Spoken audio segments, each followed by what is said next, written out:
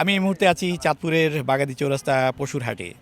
সকাল থেকে লক্ষ্য করেছি এই পশুর হাটে প্রচুর পরিমাণ পশু ব্যাপারীরা নিয়ে এসেছেন, একের সঙ্গে ক্রেতারাও কিন্তু বেশ সরগরম একটা উপস্থিতি লক্ষ্য করেছি। তবে দরদাম নিয়ে খুব একটা বেশি ঝামেলা হচ্ছে না, তবে আবার দরদাম নিয়ে বেশ কষাকষি হচ্ছে।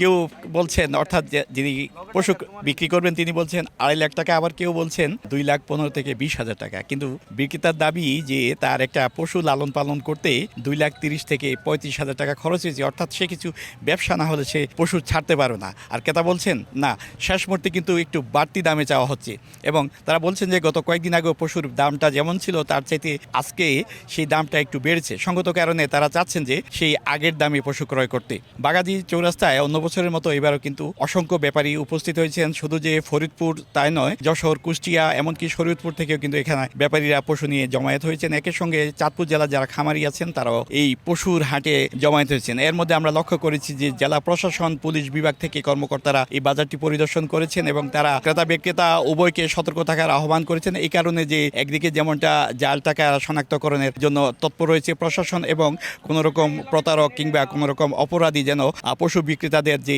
টাকা আছে, নগদ অর্থ নিয়ে যেন কোনো রকম সমস্যা সৃষ্টি করতে না পারে, সেই বিষয়টি তারা নজরে রেখেছেন। 145,000 টাকা ওনাদেরকে বলে দিলাম। এখন যদি ওনারা বলে যে না আমরা আরও 5,000 টাকা কম দেবো, তবে 40-এর নিচে গরু সোল্ড হবে না। 6টা গরু আনছি আমি। এক একটা গরু আমার 240, 250 এরকম হলে আমার বিক্রি করলে আমার সামান্য সীমিত লাভ হবে, খুব বেশি লাভ হবে না। গত 2 দিন মোটামুটি সহনীয় পর্যায়ে ছিল।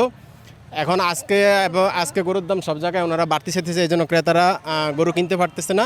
ওনারা একটু যদি সহনীয় পর্যায়ে হয় তাহলে ক্রেতারাও নিয়ে কোরবানি দিতে পারবে। গতকালকে আমার এলাকাতে যারা গরু কিনছে তাদের থেকে আজকে গরুর প্রতি ওই সাইজের গরু মিনিমাম 50 থেকে 60,000 টাকা বেশি। এখনো পর্যন্ত আমাদের কাছে কোনো অভিযোগ আসে নাই। যদি কোনো ধরনের অভিযোগ আসে তাহলে আমরা তার বিরুদ্ধে আইনানুগ ব্যবস্থা গ্রহণ করব। আমি বেশ কয়েকজন ক্রেতার সাথেও কথা বলেছি, বিক্রেতার সাথেও কথা বলেছি। তারা বলেছে যে হ্যাঁ, দাম সহনীয় পর্যায়ে আছে, তারা দরদাম করছে আর কি। এই মুহূর্তে এই জেলাতে আমাদের প্রায় 187টা গরুর হাট আছে।